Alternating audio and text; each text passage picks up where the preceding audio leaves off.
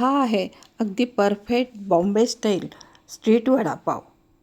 अगदी पावाबरोबर जरी नाही खायचं म्हणलं तरी नुसता वडा हा तर तुम्ही खाऊच शकता. असे मीडियम आकाराचे करा किंवा अगदी गोल मटुरे.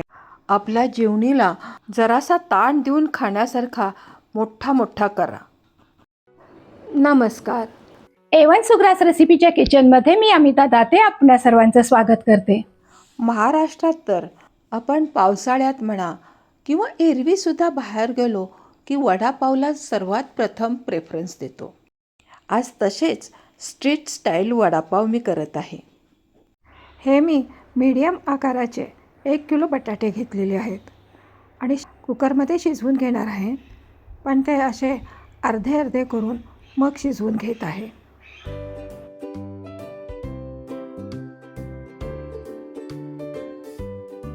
एकीकडं बटाटे उकडायला लावलेले आहेत, तोपर्यंत डाळीचं पीठ घेऊन बटाट्या वड्यासाठी लागणारं बॅटर आपण भिजवून घेऊयात. इथं मी 2 कप बेसन घेतलेलं आहे. तुम्ही जी वाटी तुम्ही सेट कराल ती वाटी घेऊन 1 किलो बटाट्याचे वडे करण्यासाठी 2 वाटी डाळीचं पीठ हे प्रमाण लक्षात ठेवा. डाळीचं पीठ भिजवल्यानंतर गुठळ्या होऊ नयेत म्हणून डाळीचं पीठ हे बटाटे वडे करण्यासाठी नेहमी चाळूनच घ्यायचं. हे थोडंसं डाळीचं पीठ जास्त असलं तरीसुद्धा आपण त्याची नंतर लसूणी चटणी करणार आहोत, त्यामुळं हे पीठ योग्य आहे. त्यामध्ये चवीनुसार मीठ घालायचं.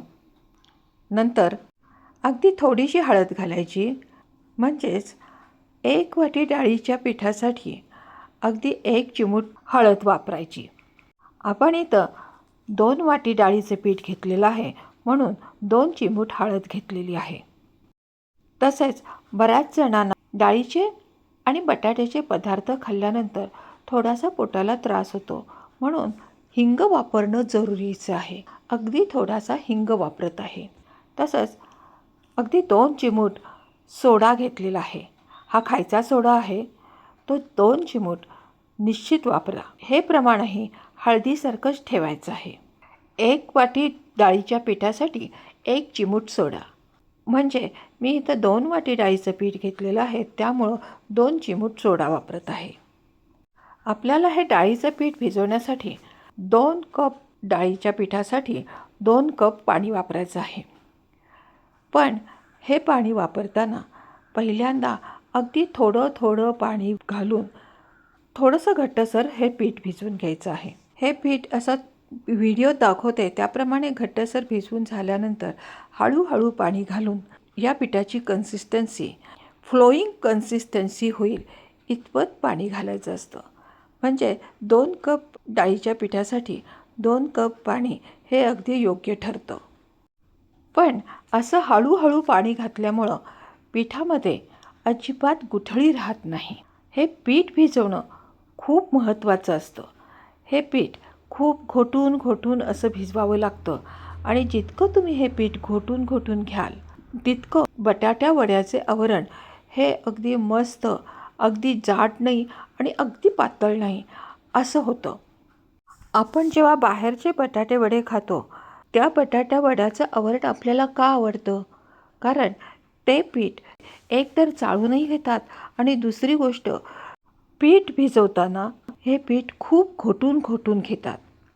असे मी सांगितलेल्या बटाट्या वड्याचं बेसनाचं पीठ तुम्ही जर भिजवून घेतलं तर तुमचे बटाटे वडे करताना बाहेरच्या बटाट्या वड्याच्या आवरणासारखंच घरातील बटाट्या वड्याचं आवरण होईल. हे पीठ मस्तपैकी 7 ते 8 मिनटं असं घोटून घ्यायचं. हीच या पिठाची अगदी महत्त्वाची टीप किंवा तुम्ही ह्याला बाहेरच्या वड्याची टॅक्ट असं म्हटलं तरी चालेल.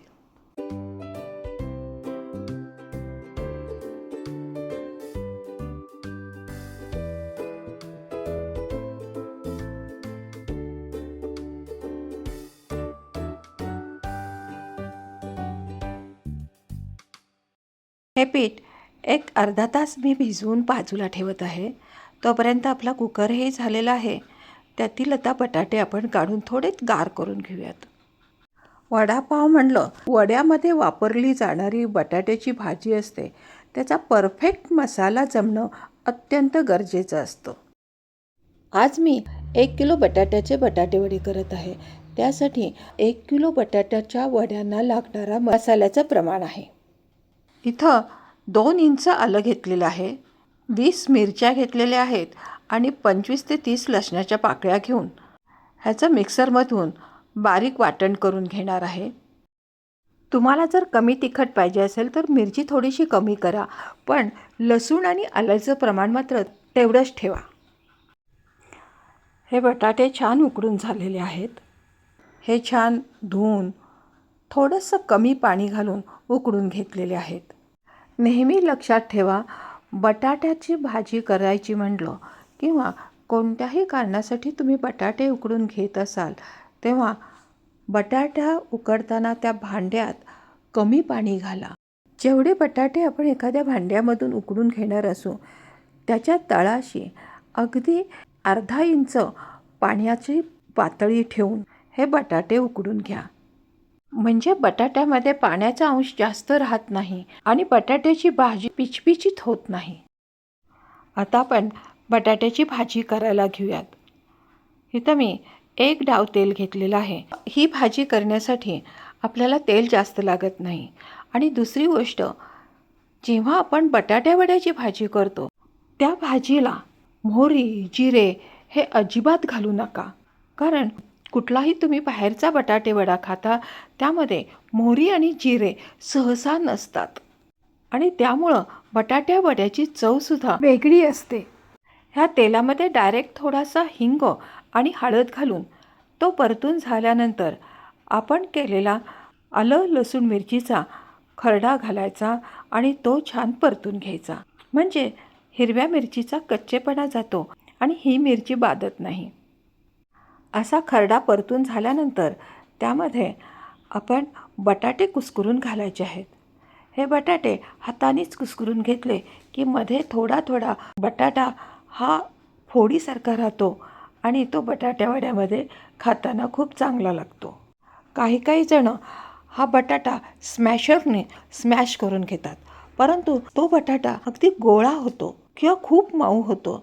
त्यामुळं असा नुसता बटाटे वड्याचा गोळा बटाटे वडे खाताना चांगला लागत नाही. शक्यतो हा बटाटा हाताने कुस्करून घ्या. त्यामध्ये चवीनुसार मीठ घालत आहे आणि भरपूर कोथिंबीर घालत आहे. मी इथं कढीपत्ता अजिबात वापरलेला नाही, कारण आमच्याकडं ह्या भाजीमध्ये कढीपत्ता आवडत नाही. तुम्हाला आवडत असल्यास तुम्ही घाला, पण तो बारीक चिरून घाला. ही भाजी जास्त परतायची गरज नाही, म्हणून इथं मी गॅस बंद करून सगळी भाजी एकजीव करून घेत आहे.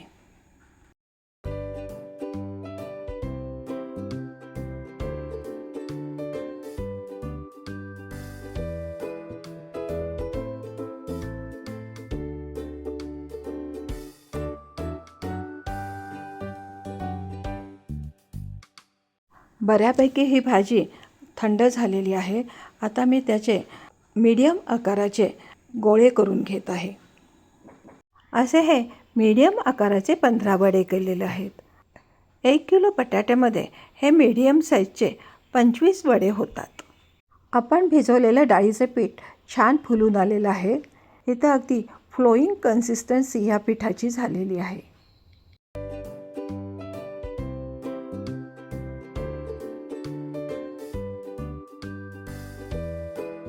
असा एक थेंब तेलामध्ये टाकून बघितला तर तो तरंगून वरती आलेला आहे. म्हणजे बटाट्या वड्यासाठी आपल्याला अगदी कडकडीत तेल तापलेलं पाहिजे असतं, तसं हे तेल तापून झालेलं आहे. आपण आता जे बटाट्याच्या भाजीचे गोळे तयार केलेले आहेत ते आपण भिजवलेल्या डाळीच्या पिठामध्ये छान असे घोळवून घ्यायचे आणि मग ते अलगद असे तेलामध्ये सोडायचे. ह्यासाठी तेल अगदी कडकडीत तापलेलंच असावं.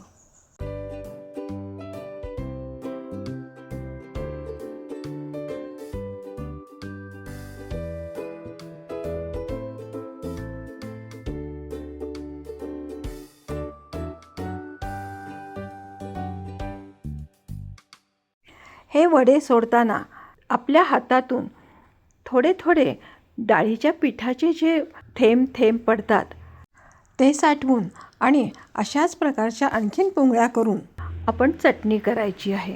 जेव्हा आपण वडे तेलामध्ये सोडतो तेव्हा या पिठाच्या तळल्या गेलेल्या पुंगळ्या असतात त्या कमी होतात. म्हणून आपण थोडंसं जास्त पीठ भिजवलेलं आहे त्याच्या नंतर थोड्या पुंगळ्या करून घ्यायच्या आणि मग त्यामध्ये भरपूर लसूण घालून आपण त्याची चटणी वाटून घ्यायची. हे वडे तळण्यासाठी थोडा वेळ लागतो कारण पिठाचं जे आवरण असतं ते आतून कच्चं राहता कामा नये. त्यामुळं व्यवस्थित अगदी मध्येच थोडासा मंद गॅस करायचा, पण बाकी सगळ्या वेळेस हाय फ्लेमवरतीच हे वडे तळून घ्यायचे.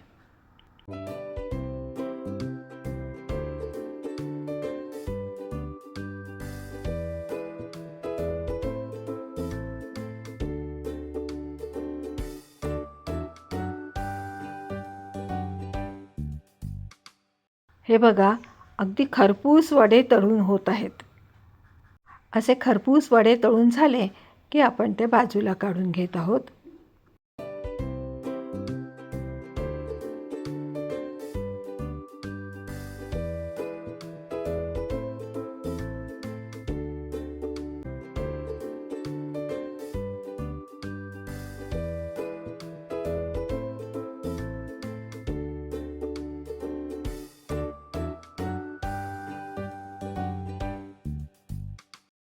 असेच आता आपण बाकीचे वडेही तळून घेऊयात.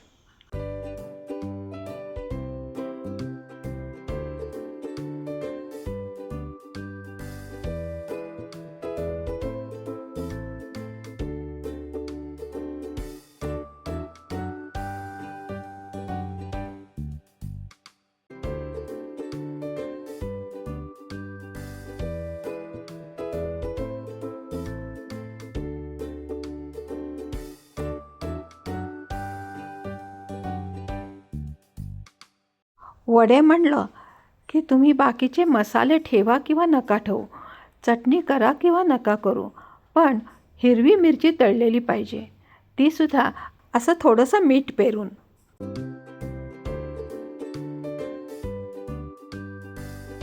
आता आपण स्पेशल अशी वडापावची चटणी करत आहोत.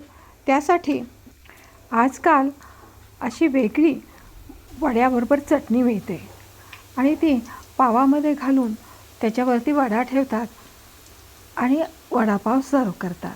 या चटणीला पोंगळ्यांची चटणी असे म्हणतात. तुम्ही काही वेगळी म्हणत असाल, पण ह्या अशा आपण जे डाळीचं पीठ भिजवून घेतलेलं आहे त्या पिठाच्या 5 बोटांनी अशा तेलामध्ये त्याच्या धारा सोडायच्या आणि त्याच्या अशा पुंगळ्या तयार करायच्या. त्या छान खरपूस तळून घ्यायच्या आणि त्याची चटणी करायची.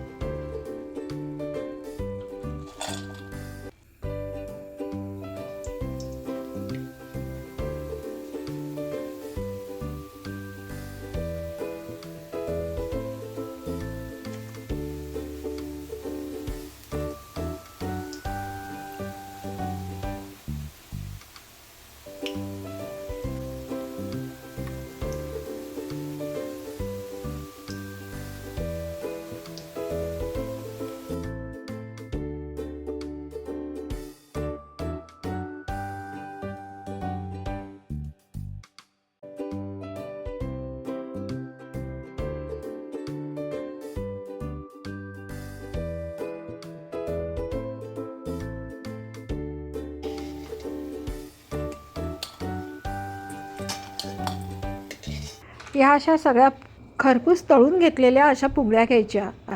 त्यामध्ये सालं न काढताच लसूण घालायचं, तसंच थोडंसं चवीनुसार मीठ आणि तिखट घालायचं. तुम्हाला पाहिजे असल्यास थोडंसं दाण्याचं कूट घालायचं आणि पल्स मोडवरती मिक्सरमधून जाडी भरडी अशी ही चटणी वाटून घ्यायची. आमच्याकडं वडापाव म्हणलं की चिंचेच्या चटणीपेक्षा टॅमॅटो सॉसला जास्त प्रेफरन्स दिला जातो. आता आपण प्रॉपर वडापाव कसा सर्व करायचा ते बघूयात आणि नयनसुख घेऊयात.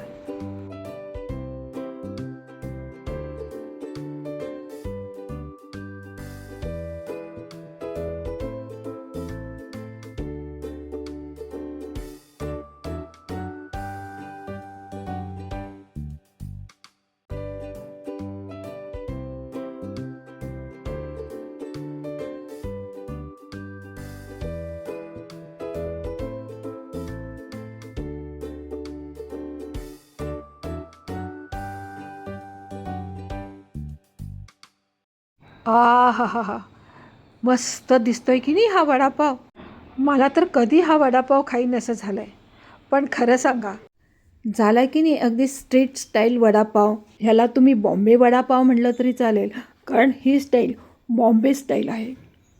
आपले आता सगळे वडे तळून झालेले आहेत. असे एक एक जणांनी खायला पण सुरुवात केलेली आहे. आणि मागून सांगतायत, आई अगदी मस्त म्हणजे मस्त म्हणजे मस्तच झालेत वडे. बहुतेक जणं वडापाव घरी करतातही, पण बऱ्याच वेळेला आपण गाडीवरती वडापाव खातो. त्यापेक्षा असे घरी केलेले वडापाव खाल्ले तर तुमची हेल्थही छान सांभाळली जाईल. अशा प्रकारचे बटाटे वडे घरी करून बघा. आणि रेसिपी आवडल्यास चॅनलला लाईक, शेअर आणि सबस्क्राईब करायला मात्र विसरू नका.